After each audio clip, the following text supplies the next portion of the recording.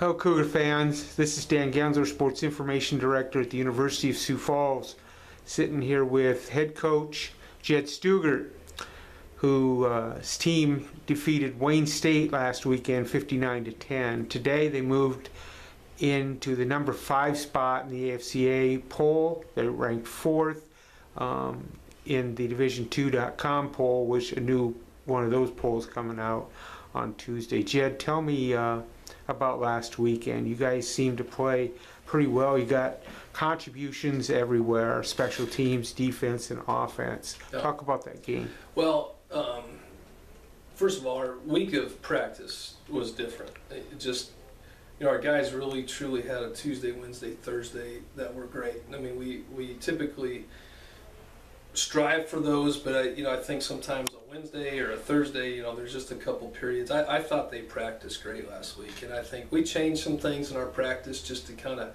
tweak, and it made a difference. I mean, I think they went in, the mindset was to go in and start fast and finish. I just didn't feel like we finished games. We haven't played 4 quarters in every game up to this point. It's almost like we've played well enough to win, and then sometimes we may lose focus or concentration. So number one, that was we hit that goal, and we went and we finished, and all 3 phases we played about as good as you can play. You're never going to play a perfect game, but I was really proud that their focus was there and they played as hard as they did, and because it's creating those habits for the season, and so I was really proud of that. One of those kids that made an impact for you was Kyle Groenweg, kid from Inwood, Iowa, prepped at West Lyon. In his 2nd year now at Sioux Falls. He went 99 yards, set a school record, breaking a 34-year-old record. And it was really a big play because Wayne State had started out with a field goal. It seemed on their home field they might have had a little momentum, but that play just changed the course of it, and then you built on that with a couple scores. Well, that's the stuff that you got to. That's the stuff I'm talking about. I mean, Wayne State took the ball first, and they had a nice drive. The cool thing is our defense held them to a field goal, and so they start off 3-0. But man, when you come back, and that's the stuff I'm talking about. If you see the blocking for Kyle to hit that, everybody was on point on blocks, and Kyle with his speed was gone. And that changed that momentum right away, and all of a sudden it just kind of stole a little bit of their win that they had, and so Kyle. But we knew when we recruited him how fast the kid is. You kind of visualize, hey, this kid's going to be electric, and so when you see that, we see it in practice a lot, how fast he is. So it was pretty cool to see that. I know Coach Inell has been working hard on. We've been so close to popping some. It's always been one missed block or. One technique error, and those kids blocked it, and we about got another one with Towns later, just because they would go. It's all set up by the guys blocking, and they did a great job. So our hats off to that special team unit. But for Kyle to close the deal, that's the fun thing once he gets out. Well, he also, this, he also had that punt return that he very nearly broke down the right sideline, and in that kickoff, I mean, I don't know if he got touched all the way up the sideline, and so kudos to the entire special teams unit. They came up, and later you're able to block a punt, so you really had a lot of contributions there. Defensively, Coach Tremaine Jackson and his group, they held a pretty good rushing attack to 66 yards rushing on 39 yards, a team that kind of butchered our defense a little bit last fall in the final game.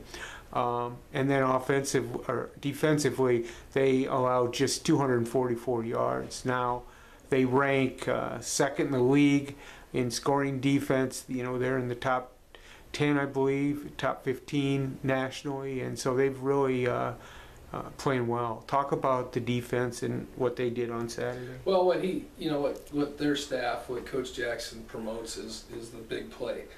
Big play yards, meaning over, and that's not a big. It's you're talking 12 yards. Anything over 12 yards, we can see. He always focuses on that. Not giving up that big play, and I think the emphasis of tackling, and I thought we tackled well. we fit gaps well. We knew that there's a chance they could get us on a couple deeper throws, kind of between the safeties and linebackers, because we knew we had to stop their run game. That's kind of what they were banking on. And so you're going to have some of those. And so that's the thing you got to do, is you can't panic. You've got to be able, if somebody hits you on a big throw or something, you got to be able to regroup. And that's what they did a great job Saturday, is not getting real discouraged by a deep throw or something like that. And hold teams to 3 points or a late score is a great day. I mean, that's it's hard to keep people from scoring. I think people, realize that, the offense we're playing, they got kids on scholarship too, and they drop plays. They're supposed to go for a touchdown every play. So, it's one of those things where, it's hard to stop guys from scoring in a shutout every week. So, we're pretty happy with a team like that can be explosive, has got a good running attack. To hold them to 10 points is a huge deal. And, but we tackled so well. That's what I liked. We can't forget about Solomon St. Pierre, the All-American cornerback from Wagner, South Dakota. He tied a school record with his 18th pick. Yeah. And interestingly, he did it with the pick 6. Yeah. And might even had another interception a little bit later. Yeah, we're giving him that one in our mind. Too bad they took one away. Thought it hit the ground, and watching the film, it stinks for him, because it looks like he got it. Could have had 2 that day. Solomon is, I'm a little shocked, you're seeing people still throwing his way, and I kind of thought this would be one of those years where he'd have a quiet year. But I tell you what, when you have Tidwell and Cliff at the other side, I mean, it's still, you can't just automatically go to the other side too when you have quality DBs like we have. So, it's great for Solomon. He almost had a couple earlier, and he almost got 2, and then that one right when he threw it, I knew that Solomon. The break that I saw, I was like, geez, he got there. He's gone. Yeah, he got there way before the receiver did. So it was fun to see. Talking about guys playing at a high level, and Solomon's one of them, but on offense you have a lot of them, especially led by the quarterback, Luke Papillion. A lot of times I think a game goes along and people don't always look at his numbers and see something, but when he throws for 311 yards and 5 combined TDs, and he's averaging 10 yards a rush this year, and has a league best 13 TD passes, total offense leader in the league. Yeah. How do you think Luke's progressing now in his 3rd season? Well, let's start with, Luke and Josh and Max and Brady Rose, and you go down the list, and I don't take away anything from these other teams that get players of the week and things like that. It's funny how explosive our offense is. There's a lot of weapons on our team, and sometimes you'll see somebody gets player of the week. They may be very one-dimensional, and so when you see a lot of numbers, we have guys every week that could be players of the week, right. But we don't have the stats because we're going to disperse it. Luke, we're going to if the run game's going well, we're going to keep running the ball. We may not be throwing it as much because we're running the ball, and so does Luke's production yardage look low? Sure. He doesn't care. We don't care. We like the best stat on there is the scoreboard stat, and so you feel bad for guys like Brady and Josh and on the offensive side, and for Luke and stuff, because if we just had one guy, they'd probably be getting all kinds of yards and might be getting player of the week every week. But we have we would rather take the fact that we've got some athletes spread across our team, and we play team football, and so sometimes you're not just going to have one glaring stat every week. But Luke's production, that's what we talk about, is his production, and he was responsible for 5 touchdowns with his feet and his arm, and that opens up our run game more, and people are trying to account for Luke, and we had some guys get injured, and Max went out and just kind of tweaked his knee, so to have Justin and Towns come in too, and to keep that, it's a good problem to have. Luke's he was a candidate for the Harlan Hill a year ago. He'll be back in that. He's one of the guys that will be looked at. Obviously, he leads an offense that leads the nation, or not leads the nation, but 7th in the nation at 44.4 points per game. That's first in the NSIC, and he has, you talk about Justin Folks and Jason Towns in the backfield, and then Josh Angulo, who had touchdown reception, and Brady Rose, another guy that had a career best 112 yards receiving on 8 catches, and the 47-yard touchdown run against Wayne when he broke tackles on the left sideline there and just took it to the house. Really could see that he has some speed there. A year ago he didn't have that same kind of finish, right? Right. It's a lot of these guys, I mean, they get faster, they're getting stronger. It's a tribute to our strength and conditioning program. Like you said, we're seeing more guys that can, once they get through, they can close the deal and get to the end zone. It's funny because some of our points, some of our time of possession, there's some of these stats that are a little bit awkward to where we're at with 5 wins, and the fact that we haven't had a lot of red zone attempts, we haven't done great from a percentage standpoint down there, but we've scored a lot of our touchdowns outside the red zone. We've been explosive that way, so we want to get better in our red zone. I've probably hurt our offense a little bit by, we've left a lot of points probably out there in the fourth quarter where we've kind of decided to go 4-minute offense and run the clock and get out of there. If we keep our tempo, we could, I could probably, I probably hurt our kids statistically because we've chose to kind of slow it down in the fourth quarter. And so I'm always wanting to make sure our kids are recognized. I look at some kids and some teams across the country, and I see the scores that they're having, and I'm not gonna sacrifice probably my feelings about that. But it makes you feel bad for your players.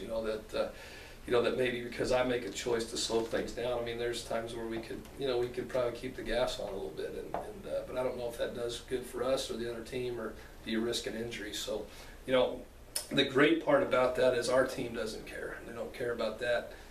They're on a mission. They want to win, and I don't know if they get too wrapped up in all the stats. Really a team. Absolutely. Equals team there, yep. Chemistry and unity. This week you've got Winona State coming to town, homecoming game. Winona has won 2 of the 3 games in the series. They're led by a veteran coach in Tom Sawyer, who's done a great job up there.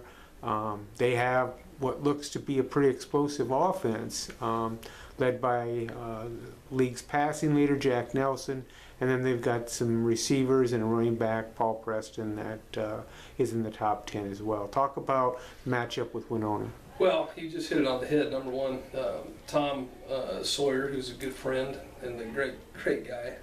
He's been there a long time. I think he should be governor. I'd tell him on the phone right now if I was talking to him, he probably should be the governor of the state. He's been there so long, and definitely the mayor, well-respected guy in our league, and he just does a really good job with that team. They recruit well. They're a team that you respect when you play them. Because I respect him, and you can see the good job he does. Their offense is explosive. That quarterback Nelson Jack was hurt last year in our game. You could tell he had been pretty banged up by that time of the year. He's healthy now. It's you can see that he throws a good ball. He's got receivers to throw it to, and they're I think number 1 in the conference right now in passing offense. I mean, it's one of those things where you've got to. You got to pay attention, and we're actually doing pretty well in our pass defense right now. So it's one of those things where something's got to give there. I think we're pretty proud of where we're at in our pass defense. And it'll be a good test for us. And that's it's good to have Tidwell back, and it's that's a good timing to have him back. And so it'll be a good test, but they do a nice job. I mean, it's just I know they had a year they're not used to last year, and that was due to a lot of injury, to be honest with you. And they showed kind of their explosion last week with 51 points. Not a bad football team. I mean, you got to understand. They kind of showed their will a little bit, so we got to pay attention. Finally, we always kind of look at a couple guys on the squad that has done some good things. Kyle Athman on offense, and then and I think Cliff Redmond on defense have really kind of stepped up for you. Yeah. Kyle caught his first career touchdown pass, and he was pretty excited. Yeah. 31-yard pass play. Talk about kind of player Kyle has been Kyle's for the you. type of guy that if you asked, if you took a poll on the team and said, hey, if one guy could get a touchdown a day, who would it be? And it would be overwhelmingly Kyle Athman because of the, he's not. Because of our talent on our football team. I mean, Kyle's been a very quiet guy. You go out to practice and you see him work every day. He doesn't drop balls, and he gets his opportunities. But man, it was you just can't root hard enough for a kid that came in here as a quarterback. Weren't sure what to do with him, and he's kind of what we call kind of our little Wes Welker. He's one of those guys that he's got the best hands I've ever seen. He catches everything, and then all the intangibles that he does. And so you can't root hard enough for a kid like that. I mean, so to see him score a touchdown finally was pretty exciting, not just for me but his team. And that crosses over to the defense. They go one-on-ones all the time out there, and so the defense knows, those DBs know if a ball's close by Kyle, he's going to catch it. And so it's been fun that Dusty has done a great job of getting him a little bit more involved in the offense. And it will continue to do that. And so Cliff the same way. Cliff's come under some circumstances when John Tidwell was out with a little injury, and Cliff rose up in the Duluth game, obviously, and then didn't back off. In the last 2 weeks, he's played so well. And, because sometimes now that the spotlight gets put on you, and he's handled that well. And it's one of those things where it's really given us confidence for a young DB to come in and know that we can put him on the field more and give John and Solo some rest a little bit too as we go down the stretch here, knowing that you got guys that are so adequate. And Austin Schaefer is another kid at our other DB spot too, behind Solomon that got some reps and got to play Saturday where we saw some things too. So we're, this is the time of the year where your depth is going to be key because you're going to have some injuries. But the quiet guys that you don't hear much of, that's the thing. But around here, we always talk about playing for the guy next to you, let him get all the attention, and these guys buy into that, I believe. Finally, this weekend, as we mentioned earlier, play Winona State. It's homecoming. Anything for the fans why they should come out and watch this team play? Well, be proud of this heritage, and we talk about tradition all the time, and it's cool to see some of our the former Cougs coming back, and we've built this. We've continued on what's been built here. That Coach Young and Coach DeBoer have laid a foundation. The foundation was laid on Coach Young, and that's why we got a rock outside our locker room to remind us that our tradition is going to be carried on here. And when I got here, it was just to carry on that tradition. And so we're blessed to be at the University of Sioux Falls, where football is a great tradition. And I'm just excited to see a lot of familiar faces of the past on Saturday night. Fans, come out on Saturday. It'll be a 6 o'clock game. It'll be homecoming, Cougar Days homecoming, USF versus Winona State. With Jed Stugart, I'm Dan Gensler. Thanks, Jed. Thank you, Dan.